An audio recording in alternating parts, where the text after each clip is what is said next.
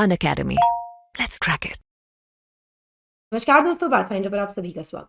नाम है निधि। आशा करती हूँ आप सब बहुत अच्छे हैं और अपनी जो तैयारी है उसको बहुत सिंसियरली कर भी रहे हैं। दोस्तों, हाल ही में क्रिकेट वर्ल्ड कप 2023 समाप्त हुआ। अनफॉर्चुनेटली इंडिया हार गया ऑस्ट्रेलिया से। तो आईसीसी चर्चाओं में है, क्रिकेट चर्चाओं में है, लेकिन अब चर्चाओं में होने का कुछ और भी कारण है। आईसीसी ने एक बहुत बड़ा डिसीजन लिया है। आईसीसी के द्वारा ये कहा गया है कि जो भी ट्रांसजेंडर विमेन हैं उनको बैन कर दिया जाएगा फ्रॉम आईडब्ल्यूसी यानी इंटरनेशनल विमेन क्रिकेट। जो ट्रांसजेंडर महिला प्लेयर्स हैं वो अब अंतर्राष्ट्रीय स्तर पर क्रिकेट नहीं खेल पाएंगी महिला क्रिकेट में। ऐसा कहा गया है आईसीसी के द्वारा, ये बैन जारी कर दिया गया है। क्या है इसके कारण, इसके बारे में आज हम डिटेल में चर्चा करने वाले हैं। पहले न्यूज़ हेडिंग देख लेते हैं। तो आप देख सकते हैं कि इसकी बहुत ज़्यादा कवरेज हुई है। इसको बहुत सारे न्यूज़पेपर्स ने, बहुत सारे मीडिया हाउसेस ने ऑलरेडी कवर किया है। In historic decision ICC bans transgender athlete from women's game. Transgender players ban from international women by ICC. Exactly news क्या है? तो आईसीसी यानी इंटरनेशनल क्रिकेट काउंसिल जो है अब लेटेस्ट स्पोर्ट्स बॉडी या स्पोर्ट्स अथॉरिटी बन गया है, जिसने बैन कर दिया है ट्रांसजेंडर प्लेयर्स को from the elite women's cricket game. मतलब क्रिकेट जो महिलाएं पहले खेल रही थी उसमें ट्रांसजेंडर महिलाएं अब नहीं खेल पाएंगी अगर, यहां पर एक कंडीशन है, अगर जो वो ट्रांसजेंडर हैं they have gone through male puberty. मतलब 14-15 साल की एज में जब मेल प्यूबर्टी का टाइम होता है, अगर कोई ट्रांसजेंडर महिला इस मेल प्यूबर्टी से होकर गुजरी है तो वो नहीं खेल पाएगी अंतर्राष्ट्रीय महिला। ये डिसीजन यहाँ किया गया है, ये बैन लगा। आईसीसी ने अब एक नया जेंडर एलिजिबिलिटी रेगुलेशन अप्रूव कर दिया है, जहां पर ये कहा गया कि कोई भी मेल या फीमेल पार्टिसिपेंट जो मेल प्यूबर्टी के थ्रू में एनी फॉर्म मेल प्यूबर्टी से गुजरे हैं, they will not be allowed to participate in international women's game. महिला के साथ महिला जो क्रिकेट है उसमें वो नहीं खेल पाएंगे, ऐसा यहाँ पर कहा गया। इसके बारे में और ज्यादा जानकारी लेते हैं, बट बिफोर मूविंग फॉरवर्ड, ये मेरा छोटा सा इंट्रोडक्शन है दोस्तों। इस टेलीग्राम चैनल पर आप मुझे फॉलो कर सकते हैं मेरी क्लास के सभी अपडेट्स, वीडियोस, पीडीएफ्स के लिए, या फिर अपने किसी डाउट या क्वेरी के लिए भी आप मुझसे कनेक्ट कर सकते हैं। अनअकैडमी सब्सक्रिप्शन के लिए आपको मेरा कोड यूज करना होता है ND10। डिस्क्रिप्शन बॉक्स में एक फॉर्म गिवन है, उसको आप फिल कर सकते हैं, वहां पर भी एजुकेटर कोड आपसे पूछा जाएगा। Don't forget to use my code ND10 there also so that I can help you. Now Unacademy का जो ऑफलाइन सेंटर है वो बहुत जल्दी प्रयागराज में खुलने वाला है। अगर आप प्रयागराज इसके आसपास के एरिया में रहते हैं तो आप तैयारी करना चाहते हैं आईएएस की, you can start your journey with Unacademy now. Admissions open है for GS foundation batch 25-26। Batches हमारे 15 दिसंबर से शुरू हो जाएंगे प्रयागराज में। एनरोल आपको करना होगा बिफोर 30 नवंबर। यहाँ पर आपको एक अर्ली बर्ड ऑफर भी मिल रहा है, जहाँ पर पहले जो 100 बच्चे होंगे उनको 40% तक का डिस्काउंट मिल रहा है। कोई भी और जानकारी के लिए आप सीधे सेंटर भी जा सकते हैं या फिर इस फोन नंबर पर भी कनेक्ट कर सकते हैं। कोड आपको याद रखना है ND10 so that I can help you with your preparation. इसके साथ साथ दिल्ली के हमारे दोनों ही सेंटर्स में एडमिशन जो है जीएस फाउंडेशन बैच 25-26 के लिए शुरू हो चुके हैं। बैच हमारा शुरू हो रहा है 30 नवंबर से। अगर आप अभी जाकर एनरोल करते हैं 30 नवंबर से पहले तो आपको मिल जाएगा 35% तक का एडिशनल डिस्काउंट। कोई भी जानकारी आप इस फोन नंबर से ले सकते हैं या फिर सेंटर भी जा सकते हैं। ये करोल बाग सेंटर का एड्रेस है, ये नंबर है, यहाँ पर आप कनेक्ट कर सकते हैं। आपको कोड नहीं भूलना है, कोड है ND10। चलिए, आईसीसी ने बैन कर दिए हैं ट्रांसजेंडर एथलीट। ना ये जो चेंजेस हैं जेंडर एलिजिबिलिटी रेगुलेशन में, इसकी वजह ये कैसे आए हैं? मतलब अचानक ऐसा नहीं हुआ कि अचानक से आईसीसी ने डिसाइड किया कि हम बैन कर देंगे, नहीं। इसके पीछे एक बहुत ही एक्सटेंसिव कंसल्टेशन प्रोसेस रहा, जिसमें कहीं ना कहीं साइंटिफिक रीजंस भी हैं, और ये जो कोर प्रिंसिपल्स हैं उनको अलाइन करता है, जो कि डेवलप किए गए ड्यूरिंग दिस रिव्यू, कि क्या ट्रांसजेंडर महिलाओं को महिला क्रिकेट में खेलना चाहिए या नहीं चाहिए। तो उसके बेसिस पर यह डिसीजन लिया गया। यहाँ पर अकॉर्डिंग टू आईसीसी इंक्लूसिविटी बहुत ही आवश्यक है, बहुत अनिवार्य है, असेंशियल है स्पोर्ट के लिए। लेकिन जो प्रायोरिटी है यहाँ पर आईसीसी की वो सिंपल है कि वो प्रोटेक्ट करना चाहते हैं इंटीग्रिटी, जो अखंडता है अंतर्राष्ट्रीय महिला क्रिकेट की, इसके साथ साथ सेफ्टी उनके प्लेयर्स की। ये भी यहाँ पर क्लियर किया गया। ना ये पूरा जो डिसीजन आया है, ये एक कंट्रोवर्सी हुई थी अभी कुछ दिन पहले ही, विच इज डेनियल मेगोय कंट्रोवर्सी।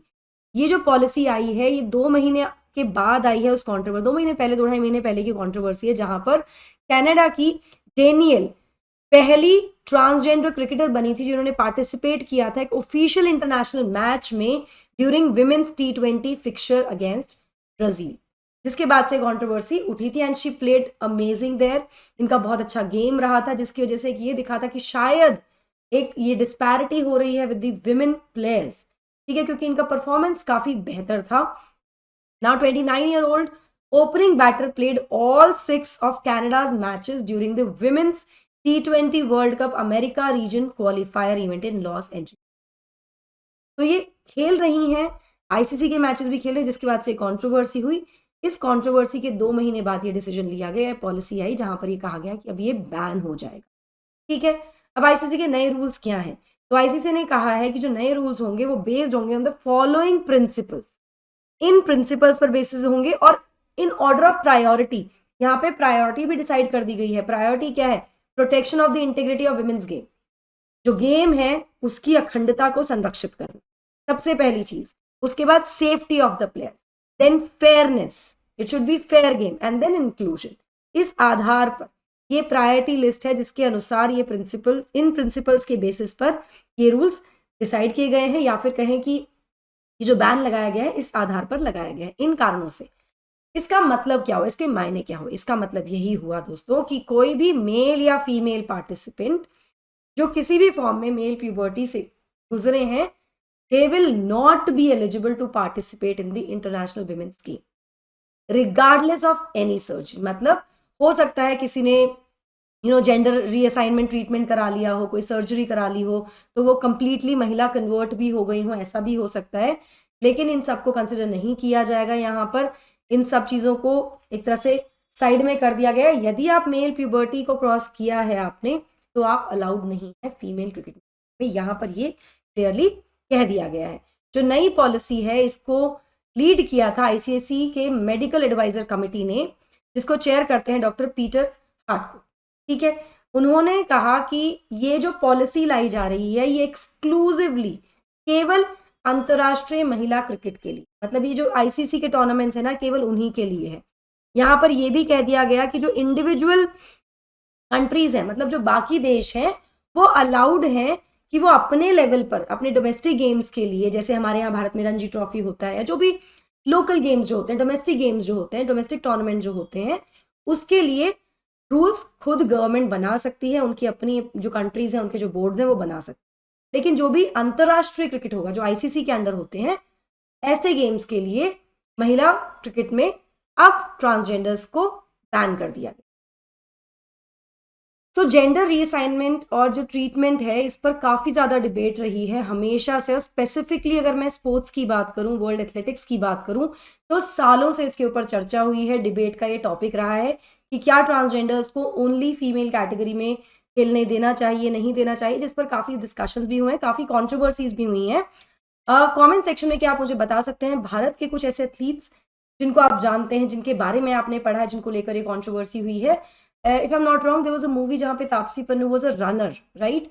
उन्होंने प्ले किया था एक किरदार, एक रनर का, एक एथलीट का, एंड उनको भी बैन कर दिया गया था from playing with women for the simple reason कि उनका टेस्टोस्टेरोन लेवल जो था, वो जो डिजायर्ड लेवल है उससे ज़्यादा था, ठीक है। ये 2 हार्मोन्स होते हैं, तो मेल हार्मोन होता है टेस्टोस्टेरोन, जो कि मसल, बॉडी मसल मास, इन सब के लिए, आपकी हाइट एक्सेट्रा को भी अफेक्ट करता है। स्ट्रेंथ कह सकते हैं कि स्ट्रेंथनिंग का भी प्रभाव उसका होता है आपकी बॉडी पर। तो जिस वजह से उनको बाहर कर दिया गया था कि वो नहीं खेल सकते। एक मूवी आई थी 2-3 साल पहले शायद, not remembering the name of the movie.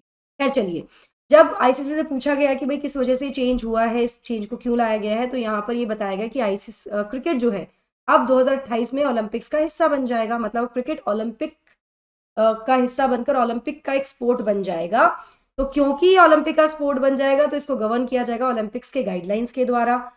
यहाँ पर जो जेंडर इशू है इस स्तर पर, ग्लोबल लेवल पर, वो काफ़ी ज़्यादा है। जो मैं आपसे बात भी कर रही थी, काफ़ी ज़्यादा कॉन्ट्रोवर्सीज इसको लेकर पहले भी काफ़ी टाइम हुई हैं। नाउ जो इंटरनेशनल ओलंपिक्स कमिटी है आईओसी, उसने चेंज किए हैं रेगुलेशन और एडवाइस किया है सभी स्पोर्ट्स को कि वो अपने अकॉर्डिंग, अपने स्पोर्ट्स के अकॉर्डिंग उनकी उसकी सूटेबिलिटी को देखते हुए रेगुलेशंस लेकर आए और उनको इम्प्लीमेंट करें, जिसके बाद ये डिसीजन लिया गया है फ्रॉम दी आईसीसी, ऐसा यहाँ बताया गया है। कुछ और अथॉरिटीज जिन्होंने ऑलरेडी ये डिसीजन पहले ही ले लिया है, या स्पोर्ट्स जहाँ पर ये डिसीजन लिया जा चुका है, जहाँ पर जो ट्रांसजेंडर हैं उनको अलाउ नहीं किया जाएगा to play in only women category, they are rugby union, rugby league, swimming, cycling and athletics. यहाँ पर वर्ल्ड एथलेटिक जो गवर्निंग बॉडी है ट्रैक और फील्ड और रनिंग कॉम्पिटिशन्स की, उसने भी बार कर दिया था ट्रांसजेंडर विमेन को। इसी साल 31 मार्च से पॉलिसी इफेक्ट में आई, जहाँ पर ये कहा गया कि जो भी महिलाएं हैं, जो भी ट्रांसजेंडर्स हैं, अगर वो मेल प्यूबर्टी से होकर गुजरे हैं तो वो compete नहीं कर सकते हैं महिलाओं के इवेंट में एट इंटरनेशनल कॉम्पिटिशन। ये यहाँ पर WA के द्वारा क्लियर कर दिया गया था। साथ ही WA ने रूल किया कि अगर कोई प्लेयर compete करना चाहता है महिला की कैटेगरी में, महिला की तरह ट्रांसजेंडर हो सकते हैं, तो यहाँ पर कुछ एक रेंज ऑफ टेस्टोस्टेरोन का लेवल यहाँ पर बता दिया गया कि इससे कम होना चाहिए, ठीक है। तो athlete must have a testosterone level below 2.5 nanomoles per liter for at least 24 months before the international competition. तो यहाँ पर ये भी स्पेसिफाई कर दिया गया था WA के द्वारा, ये भी क्लैरिफिकेशन दे दिया। अगर हम रेफरेंस एज की बात करें टेस्टोस्टेरोन में for both male and female, तो you can see it here, यहाँ पर आप देख सकते हैं अडल्ट मेल में 2.5 टू 9.5, करेक्ट, और एक फीमेल में, अडल्ट फीमेल में 0.10 टू 0.90 ओनली, ये यहाँ पर है। तो अगर एज अ फीमेल भी कर रहे हैं तो 2.5 यहाँ पर रेंज में कहा गया है कि इससे कम होना चाहिए, it should be less than this, ठीक है। आई होप आपको ये क्लियर हुआ होगा दोस्तों। So that will be all from my side. I hope you like the session. Do not forget to like, share and subscribe to the channel, and also hit the bell icon so that you get notifications about our latest updates. Thank you so much. God bless. Take care, and don't forget my code ND10. Unacademy. Let's crack it.